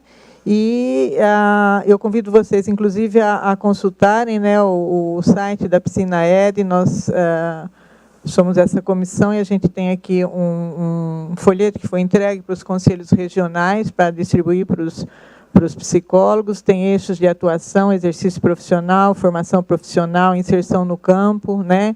Então, o Conselho tem procurado trazer essas questões para o debate e agora, no encerramento dessa gestão, né, vão ficar as indicações de continuidade desses debates, né, para que a próxima gestão possa dar essa continuidade. Bom, a gente tem várias outras questões aqui, gerais e específicas. Eu vou ler e a gente vai se organizando aqui em função do tempo que a gente tem. Ticiane, Lúcia, Eu atuo como psicóloga no ensino superior e pergunto, como poderíamos garantir a efetivação das leis neste nível de ensino? Que ações poderiam ser realizadas? Então, uma questão da formação, né, em psicologia, no nosso caso, né, para a discussão dessas questões étnico-raciais.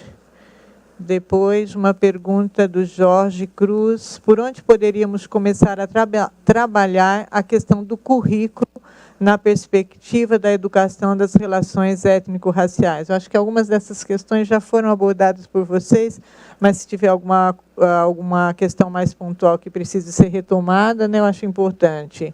Vou repetir. Por onde poderíamos começar a trabalhar a questão do currículo na perspectiva da educação das relações étnico-raciais? O Jorge não diz em que nível de ensino, tá certo? Mas, enfim. E tem uma outra questão também do Jorge, que é sobre a questão mencionada pela professora Adna, sobre o compromisso ético-político com as questões abordadas neste bate-papo. Como ela vê a classe de profissionais de psicologia frente a esta questão?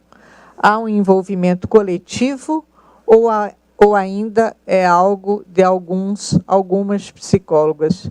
Mesmo que seja de algumas psicólogas, nós vamos continuar com a questão. E nós vamos se tornar mais do que alguns ou algumas psicólogas, com certeza. Eu passo, então, para as pessoas da mesa para estarem respondendo. Não sei se a Adna quer pegar já Só sobre o ensino de psicologia no ensino superior, né? Gente, tem os núcleos de estudos afro-brasileiros e indígenas. Às vezes eles não têm esse nome, às vezes tem outra nomenclatura, mas existem. Todas as universidades federais hoje têm núcleos de estudos afro-brasileiros e indígenas, que são os grandes produtores de conhecimento sobre ações afirmativas, relações étnico-raciais, né? Existem institutos também, Instituto AMA, Psique e Negritude, que tem uma tradição de, acho que, mais de 20 anos de atuação nessa área.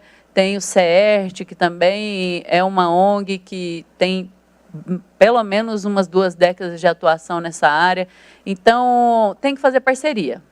Tem que fazer parceria e buscar. E as universidades que não têm núcleos de estudos afro-brasileiros e indígenas devem abrir os seus núcleos de estudos e reunir esses profissionais que existem, que às vezes estão trabalhando isoladamente dentro do corpo docente, reunir esses profissionais e começar a construir projetos mais coletivos e encorpados e marcar mesmo a produção de conhecimento dentro do ensino superior, né?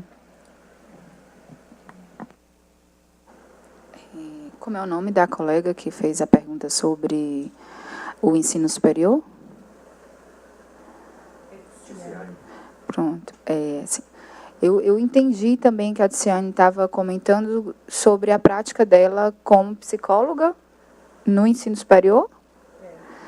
Assim, isso. E aí é uma frente também que a Comissão de Educação Psinaed tem debatido, né? A professora Cleise Marinho também é uma referência que faz parte da comissão e que vem debatendo a psicologia educacional no ensino superior, além Raquel Guzzo também. Mas nós vemos aí desafios no caso do ensino superior federal e estadual público, né? Onde a gente tem a realidade das cotas, nós vemos desafios gigantescos com relação à real inclusão e manutenção dos alunos cotistas na instituição. Nós vemos o aumento significativo de preconceitos e de discriminações não veladas e diretas, por conta dos alunos terem entrado pelas cotas raciais. Então, eles são isolados, eles são colocados de lado na sala de aula por colegas e por professores. Muitos deles não conseguem, entram no ensino superior, mas não conseguem se manter, porque a política afirmativa chegou nas cotas, mas não chegou né, em estratégias de manutenção, vamos colocar para dentro, ok, mas como esses alunos vão permanecer na instituição? E aí é outro desafio também, e os profissionais de psicologia estão diante desses desafios também no ensino superior, para dar conta dessa realidade, né? Isso muito no ensino público, mas na rede particular também nós vemos a ampliação desse campo de trabalho da psicologia, e aí um número muito expressivo também de alunos que estão particular e que enfrentam o desafio, além das discriminações étnico-raciais, e que tem a ver com isso também, o fato de serem alunos trabalhadores, de serem alunos que tiveram, muitas vezes, algumas dificuldades no ensino fundamental, né, no ensino básico. E nós precisamos ter esses olhares, né, para os processos de aprendizagem, para os processos de relações, para o fracasso escolar, com essa perspectiva também no ensino superior de promover a inclusão e o processo de desenvolvimento integral desses alunos no ensino superior também, né? Embora as leis elas obriguem, assim, elas tornem obrigatório o ensino da história e cultura afro-brasileira, africana e indígena no ensino regular, fundamental, né, e médio, assim, a gente tem que trazer aí esse debate para o ensino superior. A outra questão que o Jorge coloca também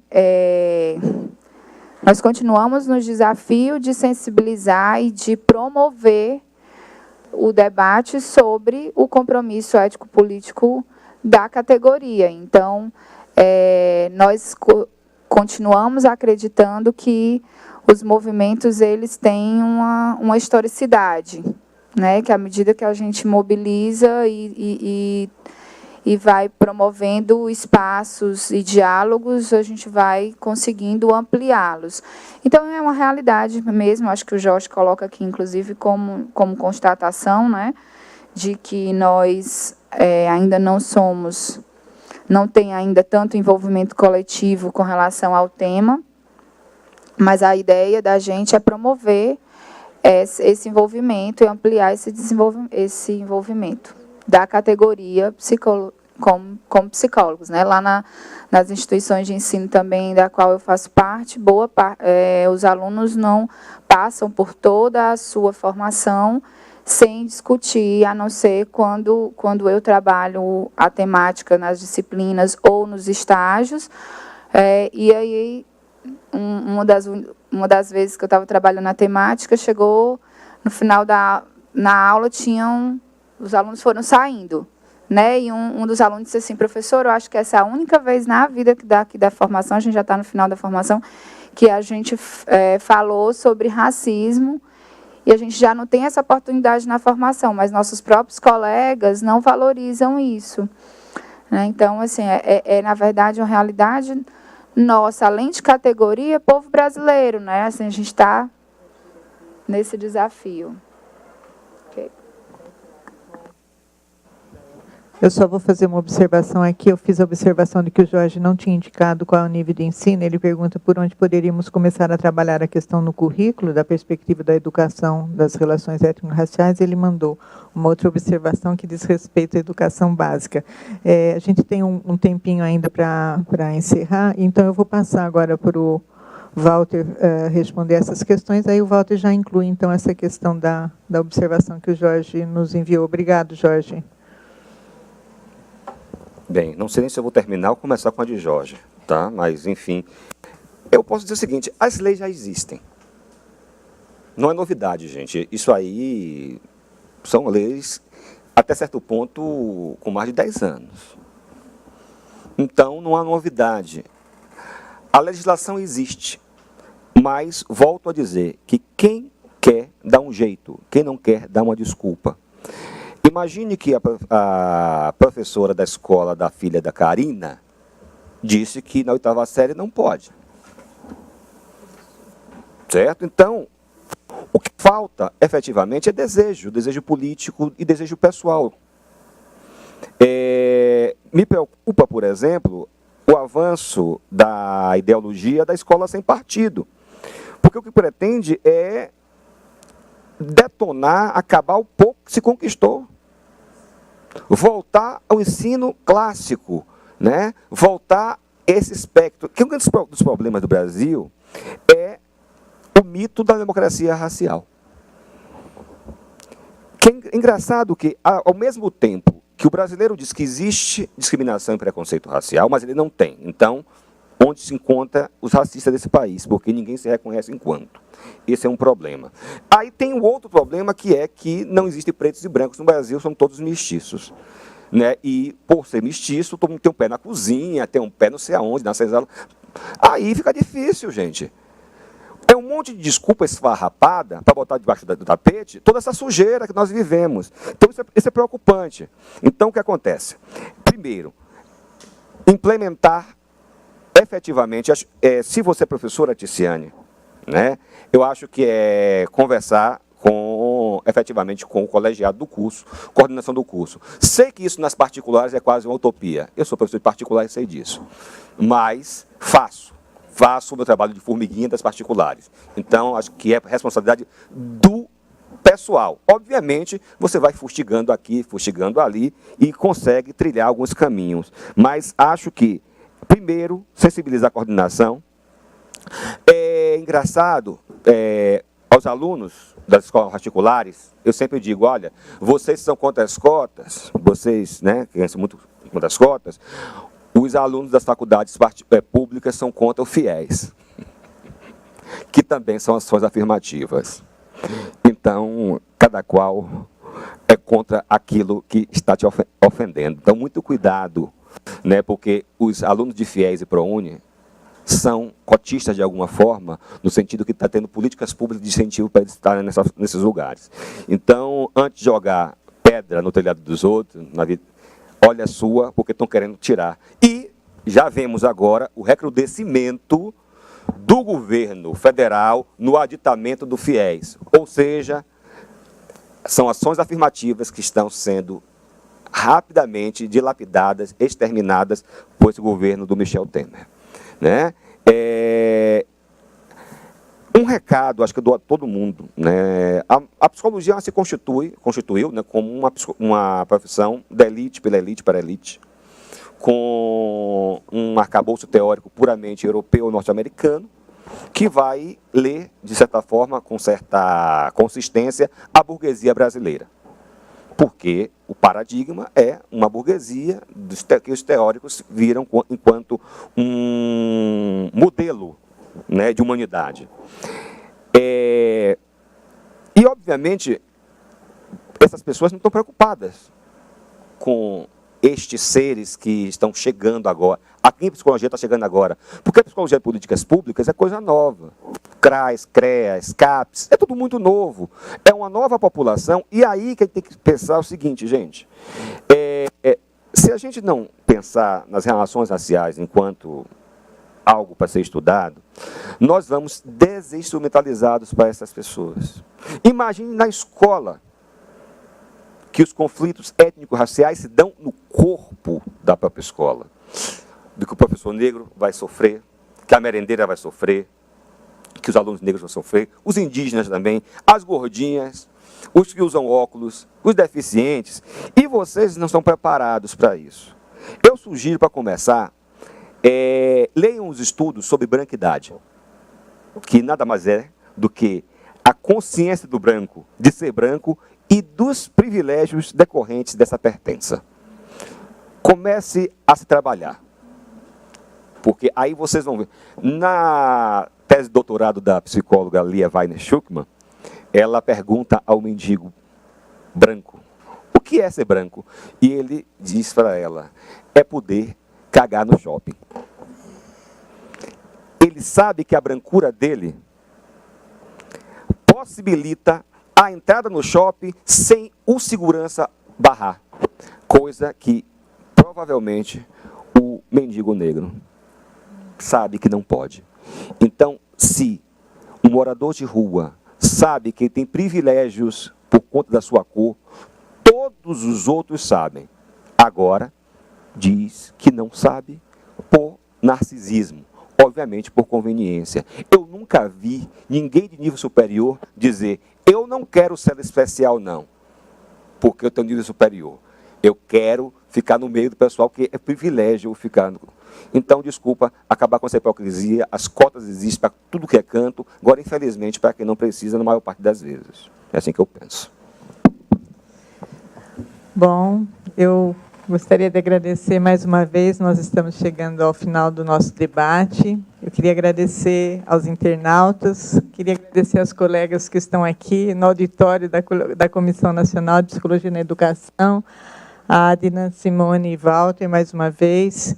E eu vou terminar esse debate com um trecho que eu tirei do livro, está disponível online, eu também recomendo, da SECAD, a extinta SECAD, infelizmente, que é um trecho das Diretrizes Curriculares Nacionais Gerais para a Educação Básica, que foi uma proposta, um debate muito grande que foi feito para ampliar o debate das áreas definidas pela LDB antiga, né? Então, como esse tema da diversidade diz respeito a muita coisa, e a gente está aqui hoje tratando da diversidade étnico-racial, eu selecionei esse trecho aqui. É necessário, agora, abre aspas, pensar uma educação que considere a diversidade humana, social, cultural, econômica dos grupos historicamente excluídos. Trata-se das questões de classe, gênero, raça, etnia, geração, constituídas por categorias que se entrelaçam na vida social, mulheres, afrodescendentes, indígenas, pessoas com deficiências, populações no campo, populações de diferentes orientações sexuais, sujeitos albergados, sujeitos em situação de rua, em privação de liberdade, de todos que compõem a diversidade que é a sociedade brasileira e que começam, agora observação minha muito recentemente, né, nos últimos 14, 15 anos, e que começam a ser contemplados pelas políticas públicas. Fecha aspas. Agora, observação minha, o tema é diverso, o tema da diversidade é complexo, bastante complexo, a gente, né, pôde aqui trazer algumas contribuições para esse debate nas questões étnico-raciais, mas, apesar da complexidade, a gente afirma nenhum direito a menos. Muito obrigada a vocês todos que participaram. Se quiserem enviar mais algumas perguntas, se não ficaram respondidas, vocês podem entrar em contato que a gente tenta responder por um outro canal. Mais uma vez, muito obrigada.